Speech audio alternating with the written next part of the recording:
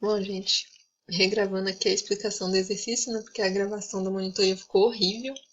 Enfim, a 1 está pedindo para indicar a localização do ciclo de Krebs. Só o ciclo de Krebs e a descarboxilação do piruvato são na mitocôndria. A glicólise, ela ocorre no citoplasma. Então aqui, se vocês quiserem até colocar a resposta um pouco mais completinha, vocês podem colocar que o ciclo de Krebs ele ocorre na matriz mitocondrial. É só isso. A 2, que eu vi aqui é a que vocês têm mais dificuldade, eu vou explicar ela aqui de novo. O que acontece? O ciclo de Krebs ele é irreversível por causa dessas reações em vermelho aqui. São reações que elas não têm como acontecer no sentido contrário. Então, por causa disso, ele só tem como seguir nesse sentido aqui, que no caso aqui é o sentido horário. Ele só pode seguir num sentido, mesmo que ele tenha outras reações que são reversíveis. Daí, quando vocês vão olhar no ciclo de Krebs, vocês sempre vão olhar nesse sentido que as setas vermelhas indicam. No caso aqui, sentido horário.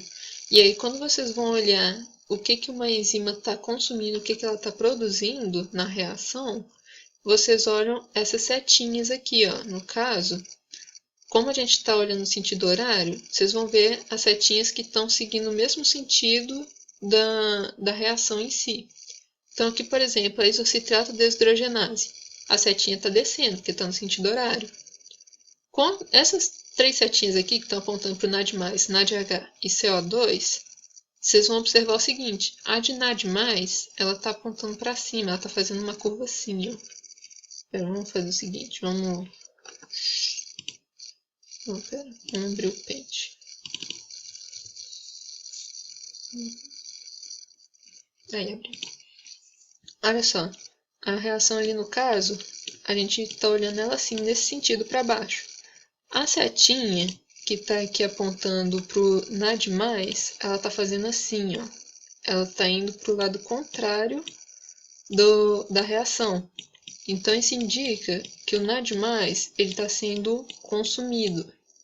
Se a gente estivesse olhando no sentido contrário, vamos desenhar aqui de verde. Se a gente estivesse olhando nesse sentido, ao invés de estar olhando para cima, em vez de estar olhando para baixo, ela estaria produzindo NAD+. No caso aqui, ela tem como produzir NAD+, porque, como eu disse, a reação ela é reversível aqui. Ela é preta, ela funciona para os dois lados. Só que o ciclo de Krebs ele funciona num sentido só, por causa das setas vermelhas, por causa das reações que são irreversíveis. Então a gente vai olhar no sentido horário. Olhando no sentido horário, que nem eu tinha dito, o NAD+, ele está sendo consumido, porque a seta dele está sendo indicada no lado contrário do que a reação está acontecendo. Já o NADH e o CO2, a setinha deles está apontando para o sentido que a reação acontece. Está assim, aqui e aqui. Então aqui, o NADH está sendo produzido. E o CO2 também. Então, quando vocês forem colocar na questão, vocês já sabem, se a seta está ao contrário do que a reação acontece, está consumindo. Se ela está no mesmo sentido que a reação acontece, ela está produzindo. Então, vamos ver aqui, ó, nessa reação irreversível aqui, da alfa-cetoglutarato deshidrogenase.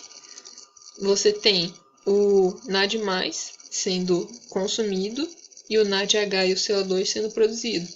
Aqui, esse HS-CoA, acho que isso aqui é a coenzima A. Só que vocês não precisam colocar essa daqui porque a questão não está pedindo. Ela só está pedindo gás carbônico, GTP ou ATP, que no caso lá aqui no ciclo de Krebs está escrito como NTP. Esse NTP aqui ele pode ser tanto ATP quanto GTP. Então, é só vocês colocarem aqui a succinil-CoA deshidrogenase. Deshidrogenase? Não, mentira, é sintase, né? A succinil-CoA sintetase, ela está produzindo NTP, que pode ser tanto ATP quanto GTP. NADH, FADH2 e H2O. Enfim, é só vocês colocarem aqui os que estão sendo produzidos. Vamos olhar aqui uma outra. Aqui, o succinato deshidrogenase, por exemplo, a reação está acontecendo no sentido horário.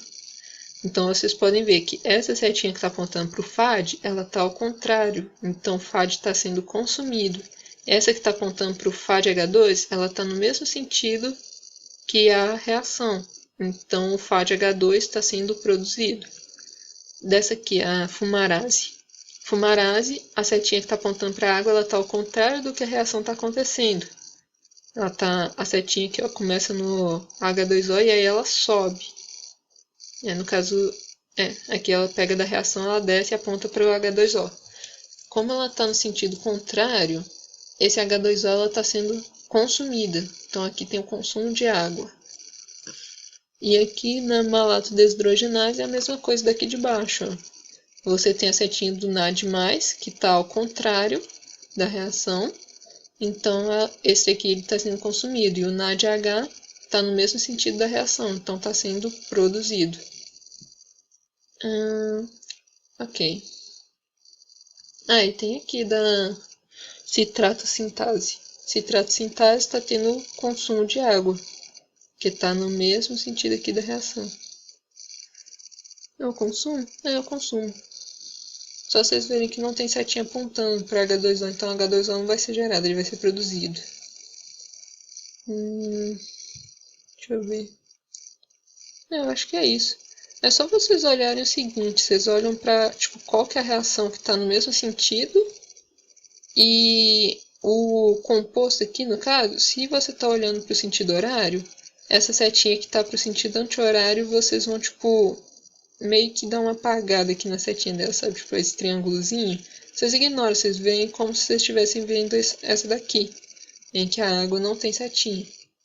E no caso, se a reação acontecer ao contrário, vocês invertem. Eu não sei se deu para entender, mas enfim. Qualquer coisa vocês podem me mandar mensagem que eu confiro se vocês estão fazendo certinho, ajudo.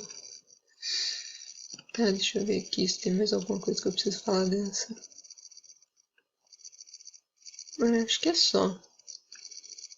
Essa questão ela é mais intuitiva se eu olhar esse desenho, sabe?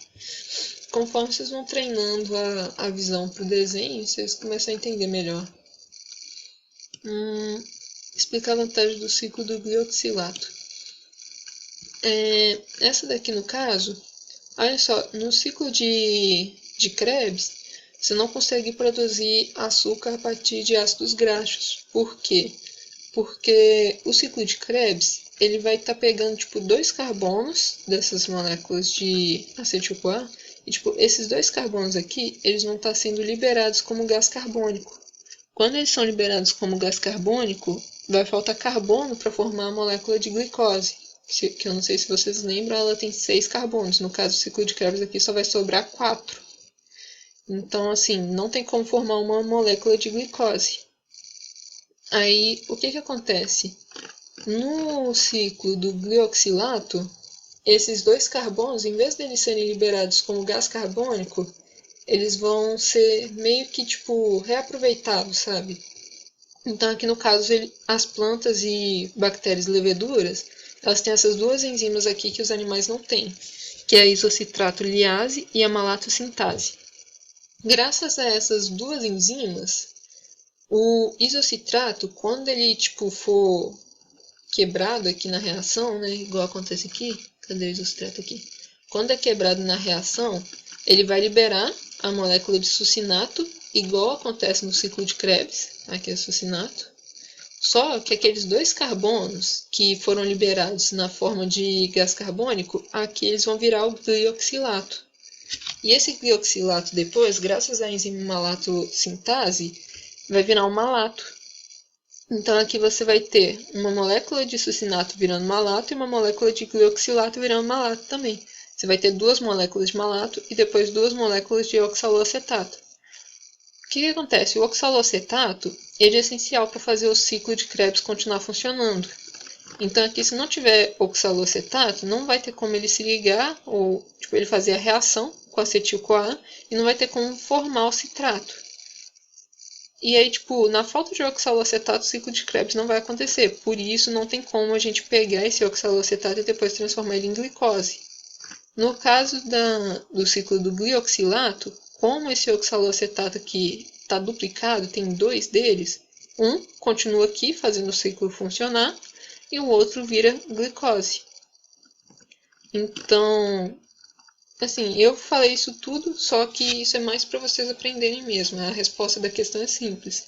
A vantagem é basicamente que o ciclo do glioxilato permite os organismos formarem glicose a partir de ácidos graxos.